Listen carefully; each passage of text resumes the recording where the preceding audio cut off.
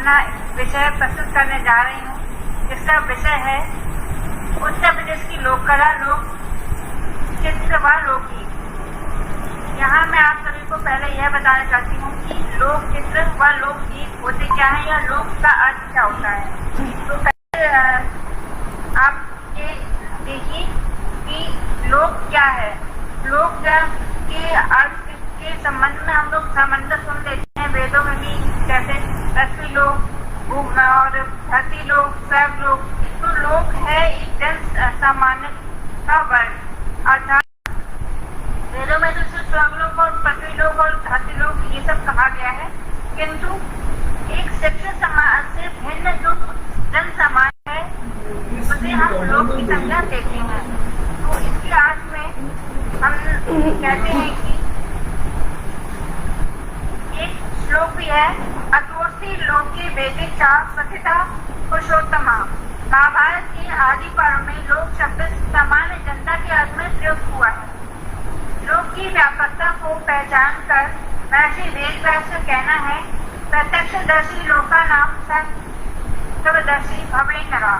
अर्थात यही लोक हमारे जीवन का समुद्र है, जिसमें भूत, भविष्य और वर्तमान तीनों समन्वित है। अतः भारतीय संस्कृति की अक्षुण्ण सत्ता की प्रेरणा का जो स्वरूप है उसे लोक की संज्ञा दी गई है। वेदों में लोक शब्द का प्रयोग वेद तथा वेदिका के रूप में हुआ है। इसका अर्थ वेदों में उपलब्ध नहीं है और ये लोक के स्वरूप में पाया गया है। और जो महर्षि पाणिनि हैं उन्होंने भी लोक तथा सर्वलोक शब्दों का प्रयोग किया है। यहाँ पर आप लोग जन सामान्य में सुन लेते हैं कि लौकिक और सर्वलौकिक शब्दों की प्रयोग किया जाता है। लोक का जो व्यवहारिक रूप होता है लोग की संज्ञा देते हैं। लोग कहते हैं ना, जन सामान्य का ऐसे लोग हैं ये सब।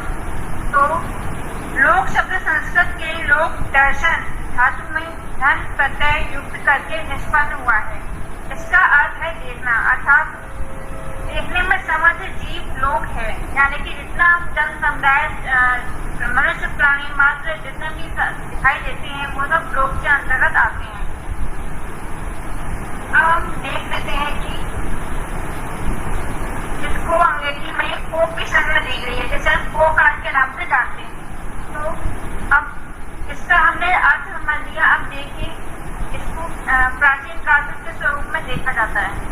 प्राचीन काल से ही लोक कला भारतीय जीवन का अभिन्न अंग रही है। भारतीय लोक कला में लोक चित्रों और लोक गीतों का महत्वपूर्ण स्थान रहा है। अब यहाँ पर लोक गीतों की बात हो रही है। अब जन सामान्य में हम देखते हैं जो हमारे तीज त्योहार होते हैं, पर्व होते हैं, उन सभी में हम लोग शौक होते हैं। कहीं पर अलग अलग क्षेत्रों में उसे अलग अलग नाम दिया गया है। तो उन जो लोक चित्रों को हम बनाते हैं, दीवारों पर बनाते हैं, जैसे नागपंचमी पर बनाते हैं या गोबर बनाते हैं या चौक होते हैं, तो उस समय जो गांव की महिलाएं होती हैं वो कुछ गीत गा रही होती हैं, जैसे हम लोकगीत कहते हैं। तो उसे लोकगीत का जानते हुए लोक कला की जो कहानी है वो मानव जीवन की सचित्र कहानी है, जिसे हम जीवन से लेकर जन्म से लेकर मृत्यु तथा सुबह से शाम तक किए जाने वाले मनुष्य के प्रत्येक कार्य में देख सकते हैं। लोक कला का क्षेत्र अत्यंत व्यापक है। उसके अंतर्गत लोक चित्रकला, लोक मूर्ति कला, लोकगीत आदि सम्मिलित है। अब जैसे गणगौर का हम लोग मनाते हैं, तो गणगौर के लोक मूर्ति कला वहाँ पर हमें दिखाई देता है गणेश जी के स्वरूप में, या पार्वती माता जो गणगौर का प्रतीक मानी जाती है वो लोक मूर्ति कला के अंतर्गत आ जाएगा। लोक चित्रकला को लोकगीत गाते समय अधिकतर स्त्रियों द्वारा ही निर्मित किया जाता है। जैसा कि मैंने अभी कहा कि जो रीति रिवाज हैं या लोक परंपराएं हैं उनको हम निभाते हैं, तो उनको चित्र बनाते समय हम कुछ गीत गाते हैं। अब जैसे यहाँ पर कहते हैं कि लोकगीतों का जन्म जो हुआ है वो भावनाओं और परंपराओं पर आधारित है, क्योंकि यह जन सामान्य की अनुभूति की अभिव्यक्ति है।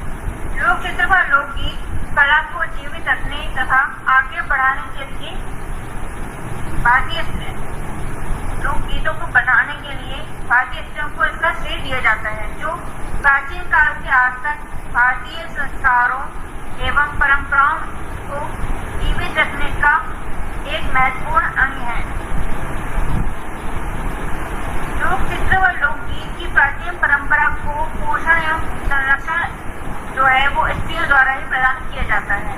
लोक कला का विकास लोकगीतों से हुआ है, जिससे लोकगीतों के सहारे लोक कलाओं को समझने का बहुत प्रयत्न किया जाता है, क्योंकि लोकगीतों में लोगों के विश्वास, रीति रिवाज एवं परंपराओं के बहुत स्पष्ट विवरण प्राप्त होते हैं।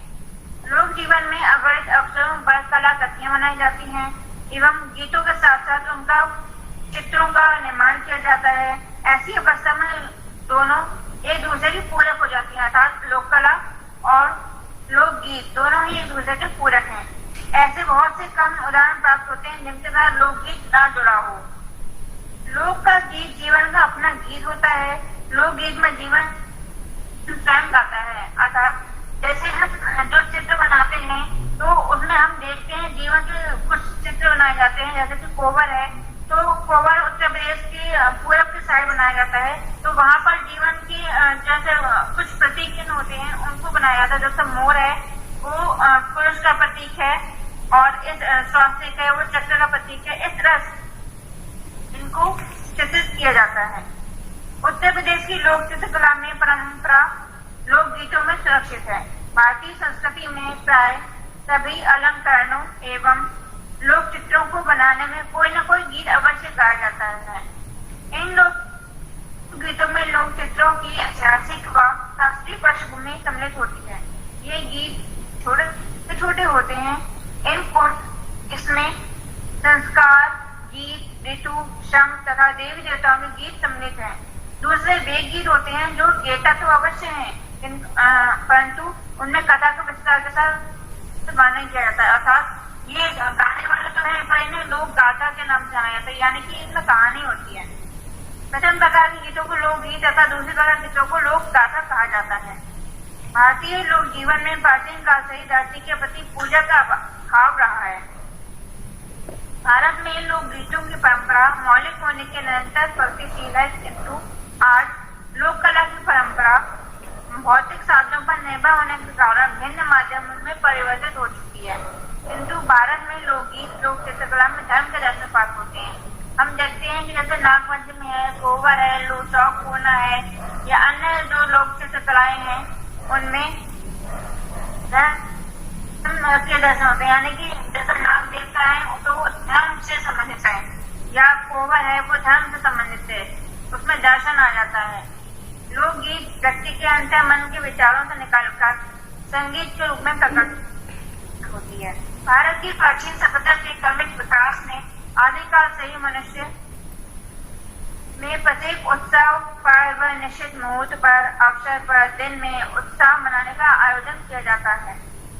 तात्पर्य यह है कि सामूहिक रूप में प्रत्येक नर नारी एकत्र होकर एक दूसरे को आनंदित करते हैं और लोक चित्रों को उन्नत बनाते हैं। भारतीय लोक कलाओं की यह विशेषता हमें धार्मिक वित्तीय चित्रों में भी प्रदर्शित होती है। अच्छा, यहाँ पर हम देखते हैं कि लोक चित्रों की 3 प्रवृत्तियां होती हैं, अनुष्ठानिक प्रवृत्ति, अलंकारिक प्रवृत्ति और गृहोपयोगी प्रवृत्ति। तो अनुष्ठानिक प्रवृत्ति हम किसी अनुष्ठान पर जिसे बनाते हैं वो अनुष्ठानिक हो गई। अलंकारिक अर्थात जो जैसे साज सज्जा को बनाते हैं या जैसे जो लोग अपने घरों को सजाने के लिए बनाते हैं वो। और गृहोपयोगी अर्थात जैसे किसी जो घर के सब सामान्य है या जैसे घड़े हैं, तो प्राचीन काल में या गांव में आपने आज भी देखा होगा कि जो घड़े हैं वो कुछ महिलाएं चित्रित कर देती है, जिससे वो गृहोपयोगी हो जाता है। घर के उपयोग की आने वाली वस्तुओं को चित्रित कर दिया जाता है, तो वो साज सज्जा का सामान बना दिया जाता है। लोक कला में इन 3 प्रवृत्तियों का प्रभाव इतना मिला जुला होता है कि उनको सीमा रेखा या उन्हें भिन्न करना अत्यंत कठिन है। मनुष्य ने सदैव अवसर मिलते ही रंगों अलंकरणों के साथ उत्सवों को लोकगीतों के साथ मनाया जाता है। उत्तर प्रदेश में किसी उत्सव, पर्व तथा मांगलिक कार्य के अवसर पर महिलाओं के गायन के द्वारा उत्सव का आरंभ किया जाता है। जैसे अहोई अष्टमी है, करवा चौथ है, गणेश चतुर्थी है, अक्षय तीज है या हरतालिका तीज है, हरियाली तीज है, इन सभी में स्त्रियां व्यक्तिगत एवं सर्व कल्याण की भावनाओं के साथ आरती करती हैं, चौक पूजती हैं एवं उत्सव से संबंधित गायन करती हैं। लोक कला से हमारा स्वाभाविक अपना है। लोक चित्र कला का निर्माण आसानी से प्राप्त सामग्रियों के आधार पर किया जाता है, जिनमें हम आटे का प्रयोग करते हैं और हल्दी का प्रयोग करते हैं, कहीं पर चावल के आटे का प्रयोग किया जाता है, कोयले का प्रयोग किया जाता है या गेरू का प्रयोग किया जाता है। तो ये हमें आसानी से घर की सामग्री में मिल जाता है। प्राचीन परंपरागत ज्ञान उन्हें उनकी संस्कृति धरोहर के रूप में प्राप्त होती है। इन लोक चित्रों में आंगन में चित्रित किए जाने वाले चित्र को जैसे चौक पूरना, गोवर्धन बनाना, कोबर या रंगोली बनाना, दीवारों पर चित्रित किए जाने वाले चित्र जैसे नागपंचमी पर या थापा लगाना, जैसे देवी के सामने करते हैं थापा लगाते हैं हम लोग। तो जिनमें अलग अलग त्योहारों तथा उत्सवों के लिए भिन्न भिन्न थापा अंकित किए जाते हैं। इन थापों और चौकों के द्वारा हमें भारत की विभिन्न जातियों तथा जनपदों के सांस्कृतिक एवं लोकाचारों का दर्शन होते हैं। जैसे कि अलग अलग, जैसे भारत के अलग अलग क्षेत्र हैं, तो उनमें अलग अलग क्षेत्रों की अलग अलग विशेषता होती है। तो अलग अलग विशेषताओं में हम लोग उनकी जो लोक चित्र है उनमें उनकी भाषा का दर्शन दिखाई देता है, या जो चित्र है वो स्वतः ही भिन्न हो जाते हैं, क्षेत्रीय विशेषता आ जाती है। जैसे कि उत्तर प्रदेश में चौक पूरना कहते हैं और राजस्थान में मांडना कहते हैं और केरल में ओणम कहते हैं। तो इस तरह से वो अलग अलग हो जाते हैं। लोक कला की यह पुरातन परंपरा भारतीय इतिहास की झांकी कहलाती है। कोबर उत्तर प्रदेश की बात कर रही हूँ, तो यहाँ पर कुछ लोक चित्र भी हैं और जिनके साथ लोक गीत गाया जाता है, तो उनका वर्णन करती हूँ। कोबर उत्तर प्रदेश की लोक कला में कोबर चित्रण का, यहाँ की लोक भाषा में कोबर लेखन के आत्मरूप यहाँ की संस्कृति में अमूल्य है। यद्यपि ऐसे ही अनुष्ठानिक लोक कला की परंपरा हिमाचल प्रदेश, आंध्र प्रदेश, पंजाब, राजस्थान, गुजरात, मध्य प्रदेश, पश्चिम बंगाल, बिहार व असम में भी है, किंतु उत्तर प्रदेश की लोक कला में कोबर लेखन कला का अपना अलग महत्व है। हिंदू सामाजिक समूहों में कोबर लोक चित्रों की समृद्ध परंपरा अपने पूरे वैभव के साथ अस्तित्व में आज भी देखी जा सकती है। यह परंपरा पीढ़ी दर पीढ़ी आगे बढ़ती जा रही है। यहाँ की शादी के अवसरों पर अंदर व बाहर मुख्य द्वार पर घर की पूर्वी दीवार पर इसे बनाया जाता है, जिसे कोबर कहा जाता है। यह वह स्थान है जहाँ विवाह के उपरांत वर वधू को ले जाकर उनका मनोरंजन किया जाता है, जिसके संदर्भ में यहाँ पर दोहा है, उसे बताती हूँ मैं। मन भावन विधि कीन मुदित भामिनी भई, वर दुल्हने लेवाए सखी कोबर गई। ये जो प्रसंग है वो जानकी मंगल तुलसी गंधावली से लिया गया है। कान्यकुब्ज ब्राह्मणों में व्यक्ति चित्रण वधू के कल्याण से संबंधित है। कानपुर तथा आसपास के क्षेत्रों में भी इसका अंकन किया जाता है, जिसमें कुल देवी का अंकन किया जाता है। जैसे आगरे में भी या उत्तर प्रदेश के अन्य क्षेत्रों में अलग अलग कुल देवी की स्थापना की जाती है, तो उनको कुल देवी की स्थापना के साथ साथ उनमें जैसे सप्त मातृकाएं चित्रित की जाती है कहीं कहीं पर, या 16 मातृकाएं चित्रित की जाती हैं। तो इस प्रकार से कुल देवी की स्थापना भी इनमें सम्मिलित है। कोबर के चित्रण का कार्य कभी कभी गांव की कहारन या नाउन भी करती हैं, जिन्हें नेक या उपहार दिया जाता है। कहीं कहीं ये चित्र घर की बहू भी बनाती हैं। कोबर का चित्रण करते समय भिन्न प्रकार के श्रृंगारिक गीत भी गाए जाते हैं।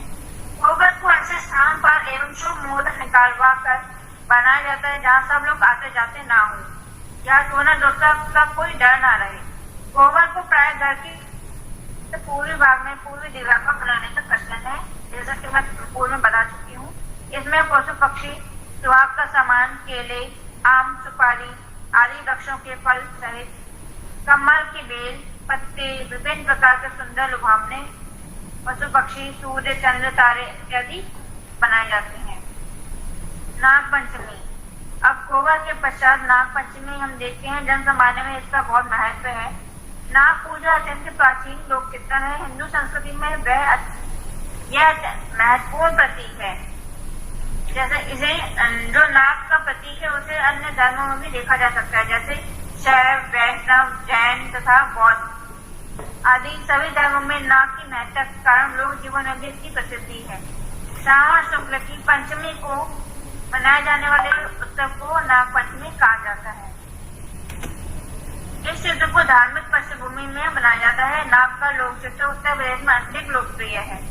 भारत में नाग चित्रण को धार्मिकता प्राप्त है क्योंकि वह आदिकालीन संस्कृति से जुड़ा हुआ है। वास्तव में रेखाओं के विभिन्न प्रयोग से नाग का चित्रण किया जाता है। यह चित्र घर के द्वार पर या अंदर की किसी दीवार पर बनाया जाता है। ऐसा माना जाता है कि इस दिन नाग आकर दूध व लावा खाते हैं तथा पीते हैं।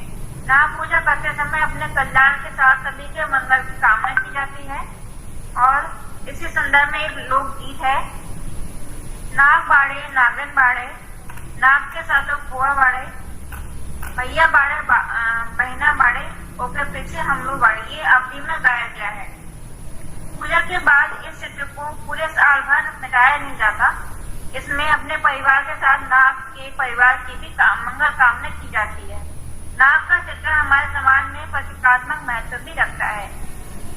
जैसे नाग का प्रतीक को शिव जी का स्वरूप भी माना जाता है क्योंकि शिव जी जो है नाग उनको अत्यंत प्रिय है।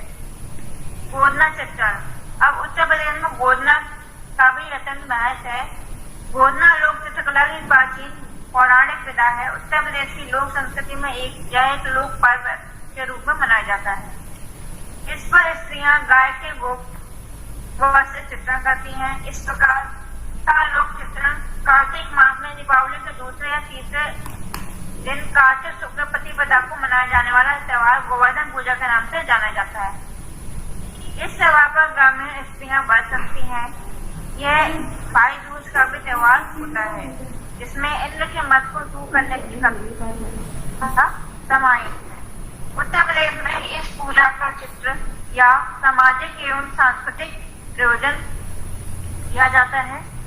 गोधन को अन्नकूट का भी त्योहार माना जाता है। इसमें जमीन पर सामान्यतः हम देखते हैं कि जमीन पर गोबर की मानव आकृति बनाकर उसमें धुएं से आंख बनाई जाती है, नाक बनाया जाता है, कान, ओठ इत्यादि बनाकर हाथ पैर में 4-4-5 की सीखें लगाई जाती हैं, जिससे सीमा रेखा बनाकर चित्र को पूर्ण किया जाता है। दर क्षेत्र में गोवर्धन चित्रण करते समय यह लोकगीत गाया जाता है। हमने जनमानस में यह लोकगीत अत्यंत प्रसिद्ध है।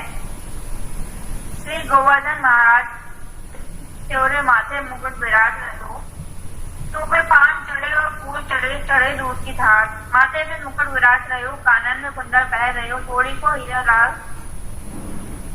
त्योरे माथे मुकुट विराज रहो।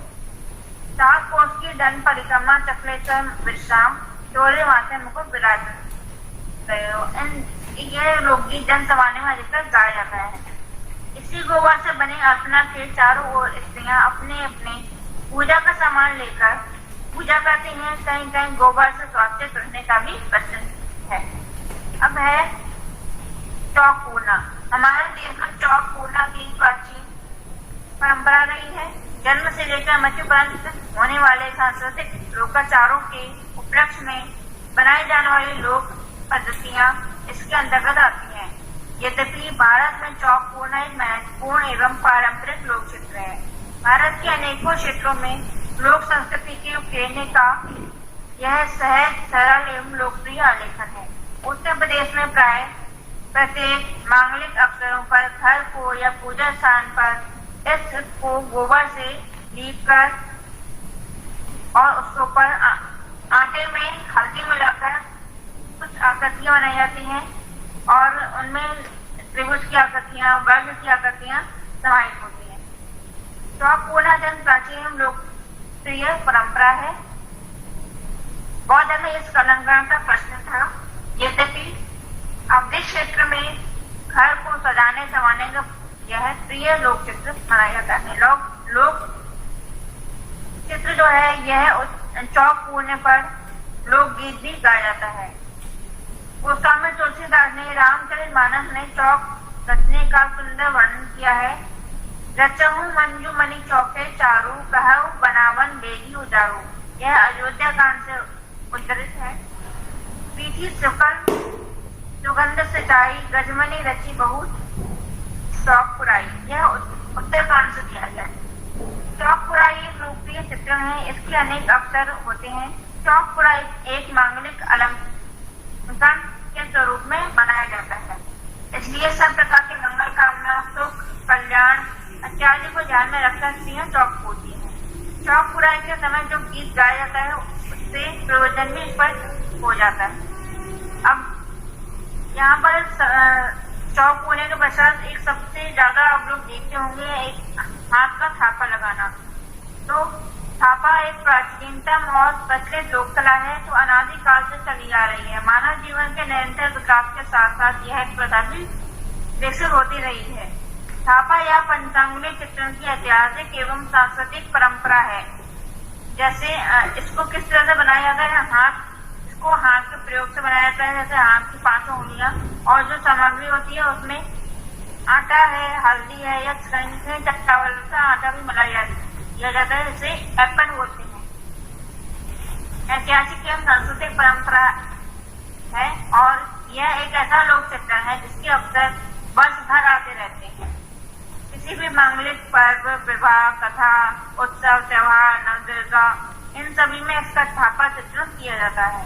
थापा चित्रण का प्रयोजन शुद्ध मांगलिक है, धार्मिक है। थापों का प्रयोग कल्याण, आशीर्वाद, देव प्रतीक तथा अलंकार रूप में किया जाता है। यह सामान्य शास्त्रीय एवं लोक परंपरा है। यह व्यक्ति चित्रण का प्राचीनतम साक्ष्य है।